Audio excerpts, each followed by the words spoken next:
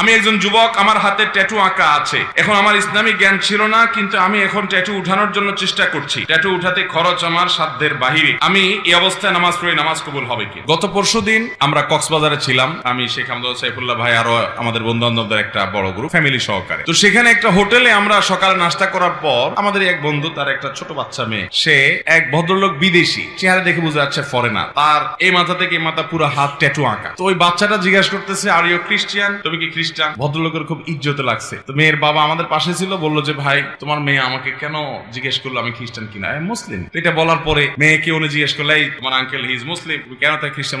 সে খ্রিস্টান না। তখন মেয়ে, বাচ্চা মেয়ে বলতেছে, আমি খ্রিস্টান মনে করছিলাম এই জন্য যে আঙ্কেলের হাতে ট্যাটু আঁকা, আমি তো দেখছি সব খ্রিস্টান ইহুদিরা এগুলা করে, এই জন্য আমার ডাউট হয়েছে। একটা বাচ্চা, তার কনসেপ্ট এরকম। এখান থেকে বোঝা যায় এটা কোনো মুসলমানের কাজ হতে পারে। বাচ্চাটাও বুঝে গেছে, কারণ এটা মুসলমানদের মধ্যে নাই, এই কালচারটা ওদের মধ্যে আছে। ভাইরা আমার, নবী করিম সাল্লাল্লাহু আলাইহি সাল্লাম এর অভিশাপ, তিনি অভিশাপ নাজিল করেছেন, আল্লাহ তাআলার অভিশাপের বদদোয়া করেছেন, লানতের বদদোয়া করেছেন। আল্লাহ লানত নাজিল হয় ওদের প্রতি যারা উল্কি অঙ্কন করে আর যাদের শরীরে উল্কি অঙ্কন করে দেওয়া হয়। লানাল্লাহুল ওয়াসিমা ওয়াল মুস্তাওসিমা। মনে রাখবেন, যারা ট্যাটু অঙ্কন করে, অনেক ট্যাটু কোম্পানি বাইর হয়েছে, তারা ফতোয়া দেয়। আমাকে একজন বললো যে ভাই ট্যাটু কোম্পানির ফতোয়া, আমাকে কে জানি পাঠাইছে, তারা ফতোয়া দেয় যে আমাদের এই ট্যাটু লাগানোর পর নামাজ পড়া যাবে। অনেক কাঠমোল্লার আপনাদেরকে বলবে নামাজ পড়া যাবে না, ব্যবসা ঠিক রাখার জন্য মাসালাও বানায় নিস। আরে ভাই, এই ট্যাটু অঙ্কন করা হারাম, এটা হলো প্রথম কথা। এটা আপনাকে রিমুভ করতে হবে। রিমুভ করার সামর্থ্য নাই, কোনোভাবে উপায় নাই আপনার জন্য, তাহলে আল্লাহর কাছে ইস্তেগফার করে মাপ চাইবেন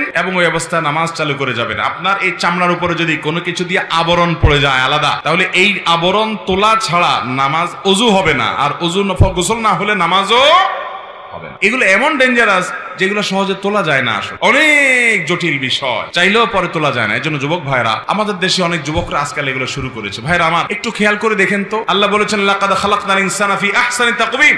আল্লাহ তাআলা মানুষকে সুন্দর অবয়বে সৃষ্টি করেছেন, এত সুন্দর হাত, এত সুন্দর চেহারা। কি আপনি ওই বিড়ালের মতো? আল্লাহ তাআলা আমাদেরকে হেদায়েত দান করুন, কুরুচি থেকে আল্লাহ আমাদেরকে বেরিয়ে আসার তৌফিক দান করুন। অনেক মুসলমান যুবকের হাতে দেখা যায় ধাগা লাগানো, দেখছেন আপনারা? ফিতা ধাগা লাগা দেখছেন? ভাইরা আমার, এটা হিন্দুরা তাদের ধর্মীয় বিশ্বাস থেকে লাগায়।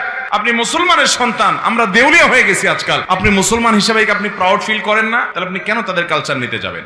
আল্লাহ তাআলা আমাদেরকে বুঝার তৌফিক দান করুন। বিদায়, কেউ যদি ট্যাটু আগে লাগিয়ে ফেলেছেন, এখন উপানের কোনো পথ আপনার সামনে খোলা নাই, ওই অবস্থা নামাজ পড়ে যাবেন, নামাজ ছাড়বেন না এবং চেষ্টা অব্যাহত রাখবেন কোনোভাবে এটা দূর করে আপনি সঠিকভাবে সালাত আদায় করার এবং আল্লাহর কাছে লজ্জিত হয়ে আপনার সর্বশক্তি দিয়ে তওবা ইস্তেগফার করবেন। আল্লাহ আমাদেরকে মাফ করুন।